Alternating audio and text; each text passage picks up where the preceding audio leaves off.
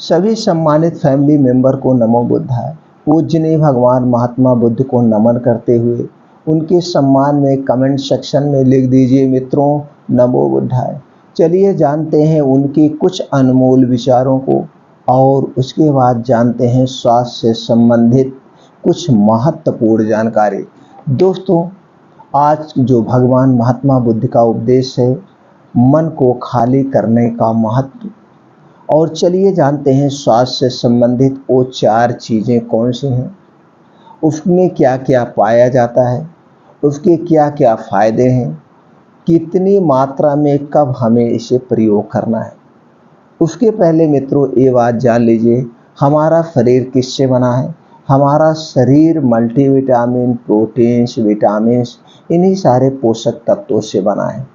जब हमारे शरीर में किसी भी पोषक तत्व की कमी होती है, किसी विटामिन्स की कमी होती है, तो उससे रिलेटिव हमारे शरीर में वो विकार यानी कि रोग उत्पन्न हो जाते हैं। तो हमें एक ऐसे डाइट डेली रूटीन को फॉलो करना चाहिए। अपने रूटीन में ऐसे डाइट को फॉलो करना चाहिए जिसमें हर एक तरह के प्रोटीन, पोषक तत्व पाए जाते हों। तो दोस्तों, हमें कभी भी कोई रोग नहीं होगा। तो चलिए जानते हो कौन सी 4 चीज़ें हैं जिसमें हर एक प्रकार के प्रोटीन्स, विटामिन्स पाए जाते हैं और हर एक तरह के रोगों से हमें बचत करते हैं। तो दोस्तों, इसके पहले कि आप इस जानकारी में खो जाएं, इस उपदेश में खो जाएं, सभी मित्रों से हाथ जोड़कर निवेदन है कि वीडियो ज़्यादा से ज़्यादा लोगों तक शेयर कर दीजिए। आपके मोबाइल में शेयर बटन होगी, उसे क्लिक करके तुरंत भेज दीजिए। आपके साथ साथ वो भी जानकारी को सुने, अपनाएं और अपने पूरे परिवार को स्वस्थ व निरोग बनाएं। तो दोस्तों, पहली जो चीज़ है वो है सेब। सेब में क्या क्या पाया जाता है? ऊर्जा, protein, fat, carbohydrate, fibre, sugar, calcium, iron, magnesium, phosphorus, potassium, selenium, zinc, vitamin C, thiamine, riboflavin, niacin, folate, vitamin A, vitamin E, vitamin K, fatty acid, total फैचुएटेड और इसी तरह से और अन्य गुण व तत्व पाए जाते हैं।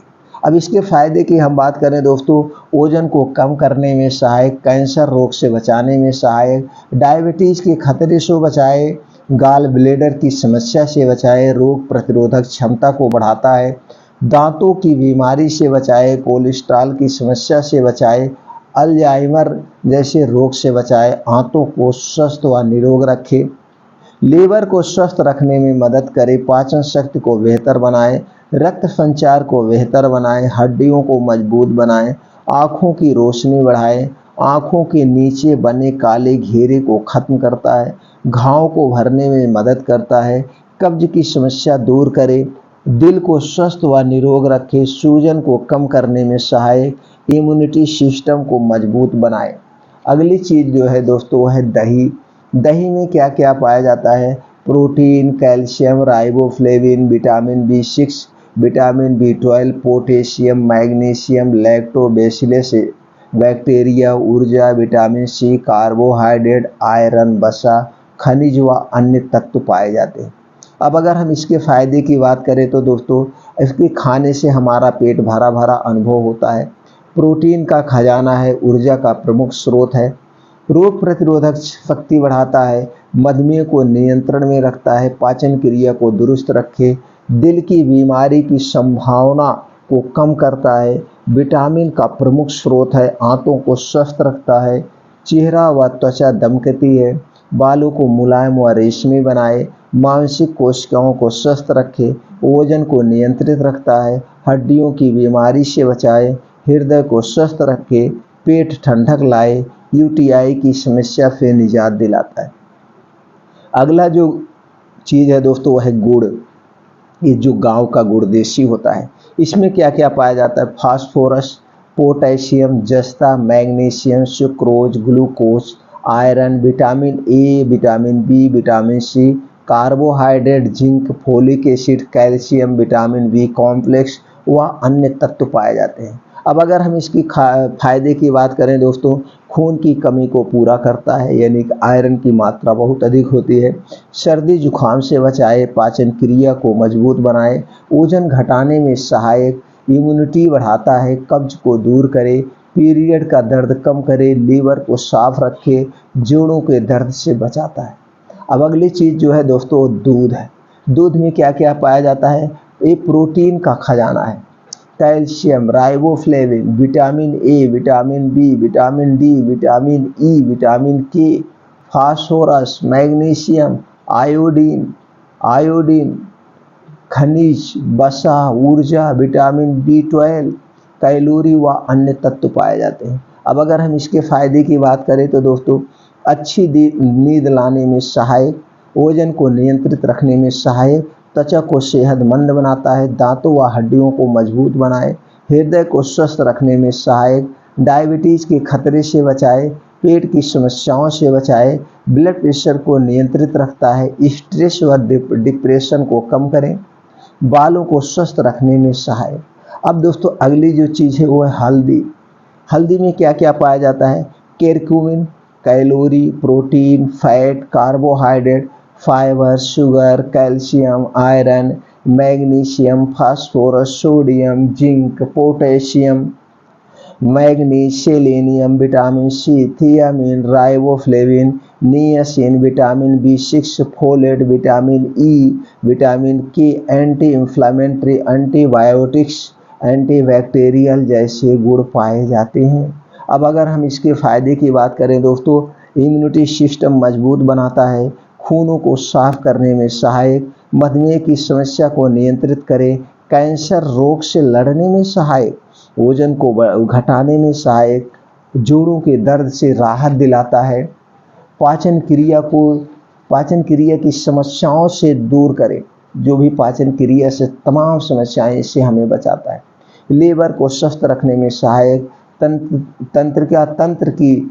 समस्या को दूर रखने में सहायक, पेट के अल्सर रोग में सहायक, गले में खराश की शिकायत को दूर करने में सहायक, सर्दी, जुकाम, खांसी की समस्या से राहत दिलाए, त्वचा संबंधी समस्या से बचाए, बालों के रोगों से निजात दिलाए व अन्य छोटे मोटे बहुत सारे फायदे हैं। अब दोस्तों आप लोगों ने ये 4 चीज़ें समझ गए और चारों चीज़ें के गुण के बारे में समझ गए, इसके महत्व के बारे में समझ गए। अब अगर हम ये 4 चीज़ें डेली अपने रूटीन में, अपने डाइट में अगर शामिल करते हैं तो दोस्तों वो सारी रिक्वायरमेंट पूरी हो जाती है जो डेली हमें चाहिए। तो हम स्वस्थ और निरोग बने रहेंगे, हमें कोई समस्याएं नहीं है। लेकिन स्वस्थ और निरोग बने रहेंगे इसके लिए हमें खाने पीने पे ध्यान देना होगा, क्या हमें खाना है, क्या हमें नहीं खाना है, हमें कब सोना है, हमें कब जागना है, हमें कितनी मात्रा में खाना है, कब खाना है, हमें पानी पीने के नियमों का पालन करना होगा। और दोस्तों डेली हमें योगा, मेडिटेशन, प्राणायाम करना होगा। ये प्रकृति के जितने नियम हैं इनको अपनाना होगा। तो ये सारी चीज़ें अगर आप अपना लेते हैं तो बीमारी होगी नहीं। बीमारी कब होती है? जब हमारा खान पान डिस्टर्ब होता है, हमारे अंदर आलसपन आता है, हम सुबह उठते नहीं हैं। इसलिए सभी मित्रों से निवेदन है कि 5 बजे तक लेटेस्ट उठ ही जाइए। 5 बजे से 7 बजे ये 2 घंटे का समय आप अपने शरीर के लिए दीजिए, अपने शरीर के लिए। इस 2 घंटे में आप दोस्तों मॉर्निंग वॉक करिए, नंगे पाँव योगा करिए, जैसे अनुलोम विलोम, कपालभाति करिए, सूर्य प्राणायाम करिए, कुछ ना कुछ आप करिए। लेकिन ये 2 घंटा आप घर के बाहर बिताइए, पार्क में, खेतों में, कहीं पे भी बैठ जाइए। थोड़ी सी जगह चाहिए, उस जगह पे बैठ के मेडिटेशन करिए, योगा करिए, प्राणायाम करिए। और इस सूर्य की धूप में जो इतना 2 घंटे का आप समय बिताएंगे, इसका बहुत ज़्यादा प्रॉफिट है। आपको विटामिन डी और कैल्शियम प्रचुर मात्रा में मिलेगा। विटामिन डी और कैल्शियम से संबंधित कोई भी बीमारी आपको नहीं होगी। अब चलिए इसको दोस्तों जान लेते हैं हमें खाना कब है। रोज़ सुबह जब आप योगा मॉर्निंग वॉक करके आएंगे, रोज़ सुबह आपको एक सेब खाना है। 250 ग्राम से 300 ग्राम आप सेब खाइए खाली पेट। सेब के ज़बरदस्त फ़ायदे आप जान ही चुके दोस्तों। नाश्ते में आप सेब लीजिए। बस याद रखिएगा, सेब को खाने के घंटे पहले कुछ नहीं खाना है और सेब को खाने के 2 घंटे के बाद तक कुछ नहीं खाना है।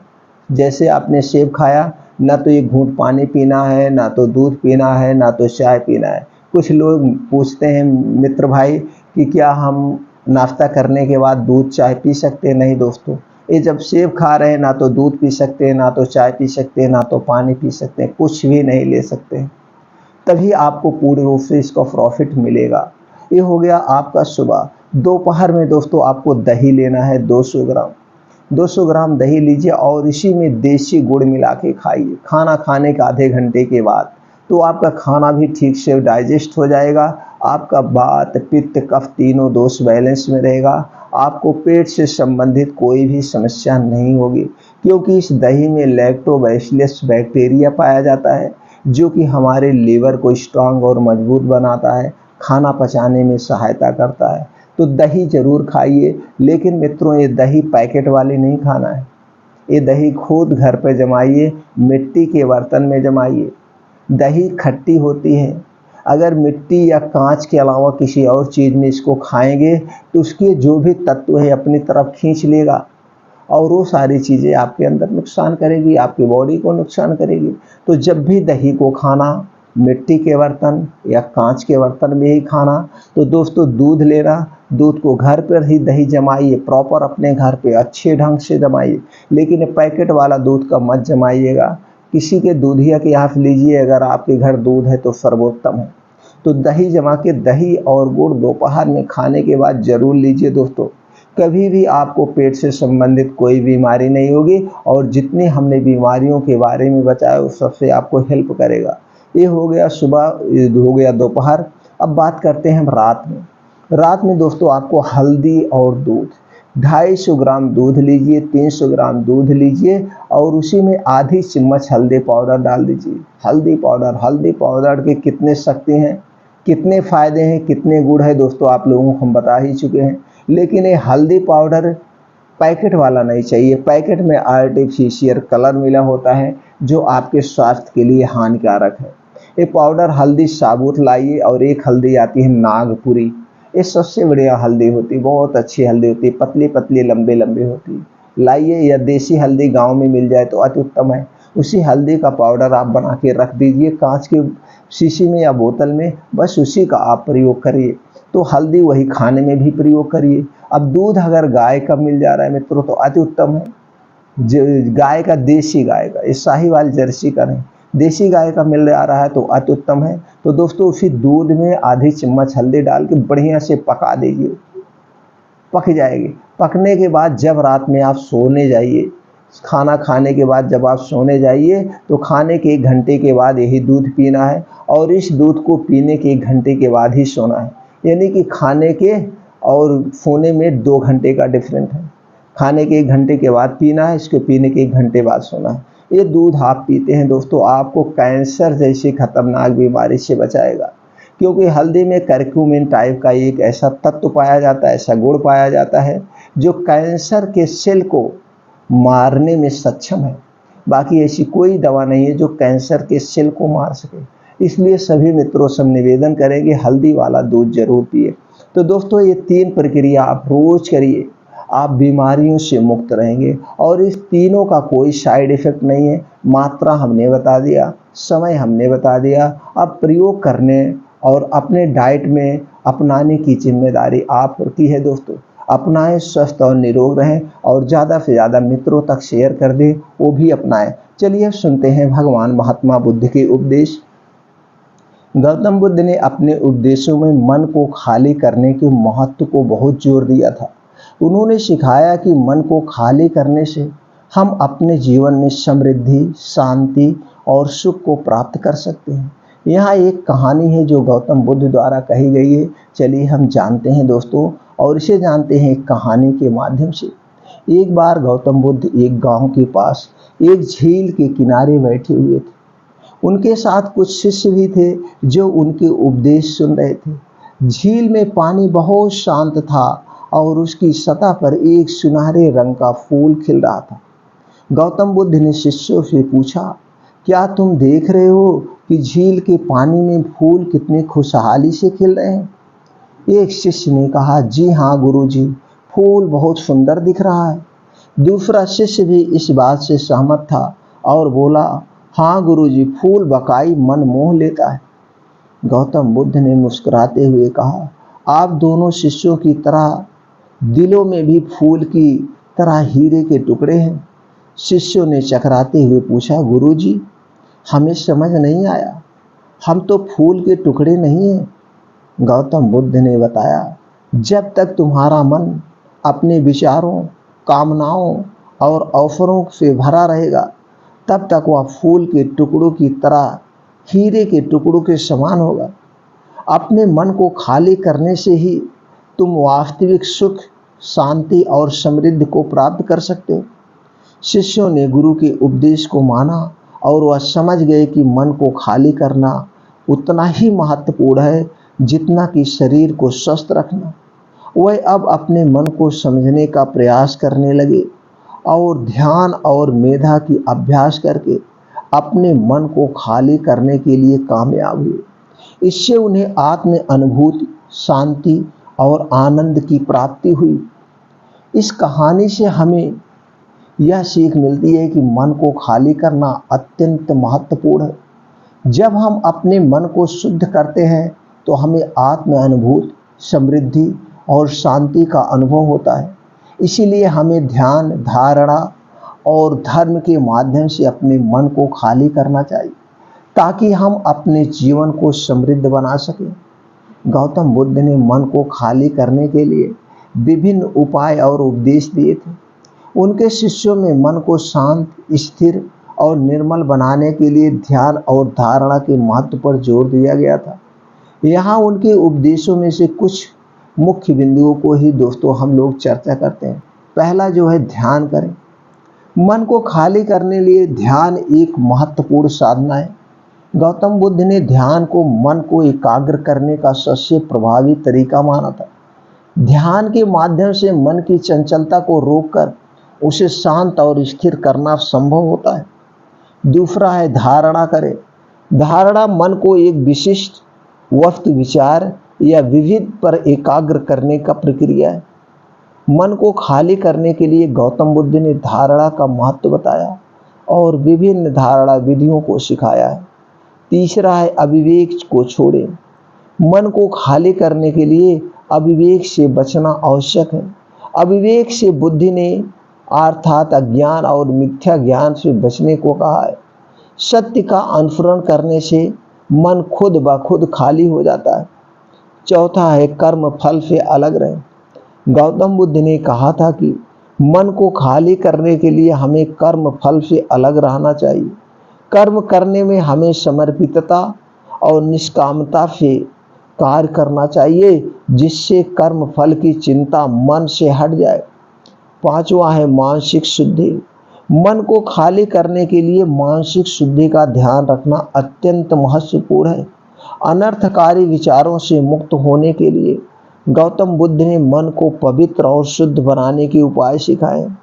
गौतम बुद्ध के उपदेशों में ये सिखाया गया कि मन को खाली करने से हम अपने जीवन को खुशहाल बना सकते हैं और अंततः आत्मविकास और सद्भावना को प्राप्त कर सकते हैं। दोस्तों, आपने इस महत्वपूर्ण उपदेश से क्या ज्ञान प्राप्त हुआ, हमें कमेंट सेक्शन में ज़रूर बताएं। और आप किस ज्ञान को या कौन से स्वास्थ्यवर्धक जानकारी लेना चाहते हैं, हमें कमेंट सेक्शन में ज़रूर बताएं। क्योंकि मेरा एक ही उद्देश्य है, एक ही विचार है कि हमारा ये पूरा विश्व स्वस्थ व निरोग रहे। स्वस्थ व जब वो निरोग रहेगा दोस्तों, उनके जीवन में खुशियाँ ही खुशियाँ रहेगी। पहले की तरह हमारा भारत देश या हमारा पूरा विश्व खुशहाल देश बन जाए, खुशहाल देश बन जाए, यही हमारी मनोकामना है दोस्तों। इसी मनोकामना को पूरा करने के लिए ये अच्छी बातें, ये स्वास्थ्यवर्धक जानकारी आप लोगों तक पहुंचाते हैं कि आप लोग भी स्वस्थ व निरोग रहें। आप अपने परिवार के साथ हंसें, खेलें, खुशियाँ मनाएं। जब हम परिवार के साथ हंसते हैं, खेलते हैं, खुशियाँ मनाते हैं, एक अच्छे से हार्मोन्स का उत्पादन होता है जो हमारे शरीर को स्वस्थ व निरोग बनाता है। इसलिए सभी मित्रों से हाथ जोड़कर निवेदन है, सब लोग अपने परिवार के साथ मिलजुल कर रहे और एक बड़ी फैमिली बनाए। जैसे पहले ज़माने में हुआ करते थे, एक फैमिली में 40-40, 50-50 लोग होते थे। यानी कि दादा, परदादा बेटा बेटी बहू नाती पोता, कितनी बड़ी लंबी फैमिली होती थी और कितना आनंद आता था। कभी कभी वो बातें सोच के बड़ा आनंद आता है। लेकिन आज की फैमिली क्या हो गई, आज की फैमिली एकांत रहना चाहती है। इसी वजह से आज की फैमिली डिप्रेशन में जा रही। जितने आप एक बड़ी फैमिली में रहेंगे उतने दोस्तों, हो सकता है कि बड़ी फैमिली में रहने पर कुछ परेशानियों का सामना करना पड़ सकता है, लेकिन उन परेशानियों को भी निपटा जा सकता है। लेकिन सबके मन में एक ही विचार हो, मेल जोल से रहिए। जब लंबी फैमिली होगी, जिसे किसी में ढेर सारा आप बर्तन रख दीजिए तो बर्तन निकालेंगे, कुछ खट की आवाज़ आई तो इग्नोर कर दीजिए। सिर्फ वहाँ पे ये ध्यान दीजिए, हमने यहाँ से बर्तन उठाया, बर्तन उठा के ला के अपने यूज में ले लिया। वहाँ से आवाज़ आई कि नहीं आई, इससे हमसे मतलब नहीं है। तो दोस्तों, जब आपको लंबी फैमिली में रहना है तो आपको यही करना होगा। कौन क्या बोल रहा है इस पे ध्यान नहीं देना होगा, आपको बातें सुनने की आदत डालनी होगी, तभी बड़ी फैमिली चल पाती है। तो बड़ी फैमिली में रहने के बच्चों का विकास बहुत तेज ग्रो होता है। जैसे आप पहले चले जाइए, थोड़े पहले समय में, तो आप देखेंगे दादा दादी होते थे, दादा दादी परदादा तक होते थे, साथ में रहते थे। और वो जब शाम को बैठते थे, बच्चे चारों तरफ से, हम लोग अपने दादा के चारों तरफ से बैठ लेते थे और दादा किस्से कहानियाँ सुनाते थे। बड़ा अच्छा ज्ञान प्राप्त होता था, बड़ा अच्छा, उससे मन का विकास होता। लेकिन आज वही उलट हो गया है। आज क्या हो गया, दादा दादी तो साथ ही नहीं रहते हैं, परदादा की तो बात ही छोड़ दीजिए। बस मम्मी पापा क्या करते हैं, मम्मी पापा क्या करते हैं, अपने बेटों को लेके कहीं इधर उधर रहते हैं। और क्या, आज जो सबसे बड़ा डिजिटल ज़माना आ गया मोबाइल का, तो सब लोग वैसे भी एक स्थान पे बैठ के बातें नहीं कर पाते। कोई अपने मोबाइल में बिजी है, कोई अपने मोबाइल में बिजी है। इसी की वजह से दोस्तों बहुत सारे रीज़न हैं। इसलिए हम तो कहेंगे प्राचीन समय में चलिए, खुशियाँ मनाइए, एंजॉय करिए और बड़ी फैमिली में रहने का प्रयास करिए। उसके बहुत सारे दोस्तों प्रॉफिट हैं। जितने आप हंसेंगे खेलेंगे, आपके आपके अंदर गुड कोलेस्ट्रॉल, गुड जो है हार्मोन्स रिलीज होंगे। जब गुड हार्मोन्स रिलीज होंगे दोस्तों, हमारे शरीर से स्वतः बीमारियां गायब हो जाती हैं। मेरे शरीर के अंदर ऐसे ऐसे हार्मोन्स पाए जाते हैं जो कि बीमारियों को खुद ठीक कर सकते हैं। आप कितनी बीमारी को हंस के ठीक कर सकते हैं, हंस के दोस्तों। तो हंसिए दोस्तों, हंसिए, आप हंसिए, दूसरे को, परिवारों को भी हंसाइए, तीसरे को, परिवार को भी हंसाइए, पूरे देश को हंसाइए। जितना आपका परिवार हंसेगा, पूरा देश हंसेगा दोस्तों, उतने ही खुशहाली आएगी। चलिए दोस्तों, हंसिए और हंसाइए। फिर मिलते हैं अगले वीडियो में ऐसी ही महत्वपूर्ण जानकारी के साथ।